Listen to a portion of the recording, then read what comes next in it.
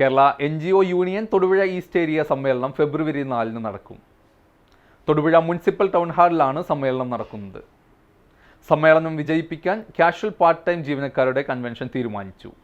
ഫെബ്രുവരി 4 Thodupuzha town ഹാളിൽ ചേരുന്ന Kerala NGO union Thodupuzha east area സമ്മേളനം വിജയിപ്പിക്കണമെന്ന് കാഷ്വൽ പാർട്ട് ടൈം ജീവനക്കാരുടെ കൺവെൻഷൻ ആവശ്യപ്പെട്ടു. തൊടുപുഴ NGO യൂണിയൻ ഓഫീസിൽ ചേർന്ന കാഷ്വൽ പാർട്ട് ടൈം ജീവനക്കാരുടെ കൺവെൻഷൻ NGO യൂണിയൻ ജില്ലാ സെക്രട്ടറി KK പ്രസഭകുമാർ ഉദ്ഘാടനം ചെയ്തു.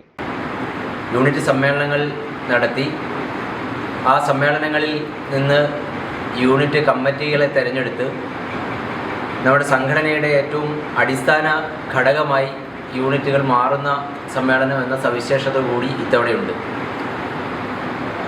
സംഘടനയുടെ 60ാം വാർഷിക സമ്മേളനം കഴിഞ്ഞ മെയ് ജൂൺ മാസങ്ങളിലായി തിരുവനന്തപുരത്ത് ചേർന്ന് യൂണിറ്റുകളെ സംഘടനയുടെ ഏറ്റവും അടിസ്ഥാന ഘടകമാക്കി മാറ്റാൻ നമ്മുടെ ബൈലോ അമെൻഡ് ചെയ്തുകൊണ്ട് തീരുമാനമെടുത്തിരുന്നു.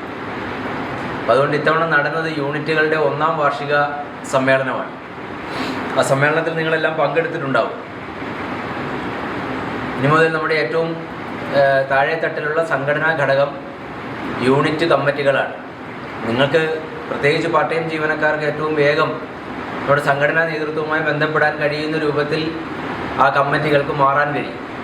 ഏരിയ പ്രസിഡന്റ് CM ശരത് അധ്യക്ഷനായി. ജില്ലാ ജോയിന്റ് സെക്രട്ടറി ജോബി ജേക്കബ്, ജില്ലാ സെക്രട്ടേറിയറ്റ് അംഗം VS Nasir, area secretary PM Jaleel എന്നിവർ സംസാരിച്ചു. ഓഫീസ് പ്രവർത്തനങ്ങൾക്ക് തടസ്സമില്ലാതെ മുഴുവൻ ജീവനക്കാർക്കും പങ്കെടുക്കാൻ കഴിയും വിധം അവധി ദിവസമായ ഞായറാഴ്ചയാണ് സമ്മേളനം ചേരുന്നത്. കൺവെൻഷനിൽ കാഷ്വൽ പാർട്ട് ടൈം ജീവനക്കാരുടെ പ്രശ്നങ്ങളും ചർച്ച ചെയ്തു. എന്റെ കാഴ്ചയ്ക്ക് ചില ബുദ്ധിമുട്ടുകൾ അനുഭവപ്പെടാൻ തുടങ്ങിയത് ഈയിടെയാ. ആദ്യം ടെൻഷനായി. മകളാ പറഞ്ഞത് അഹല്യയിൽ പോകാൻ. അഹല്യയ്ക്ക് 30 വർഷത്തെ പാരമ്പര്യവും വിശ്വസ്തതയുമുണ്ട്. അഹല്യയിലെ വിദഗ്ധരായ ഡോക്ടർമാരുടെ ചികിത്സ കൊണ്ട് എനിക്ക് എന്റെ കാഴ്ചശക്തി പൂർണ്ണമായും തിരിച്ചു കിട്ടി. ഇപ്പൊ എനിക്ക് ഈസിയായി വായിക്കാം. നേത്ര സംരക്ഷണത്തിന് നമ്മുടെ Ahalya. Ahalya foundation eye hospital, കേരളത്തിൽ എല്ലായിടത്തും.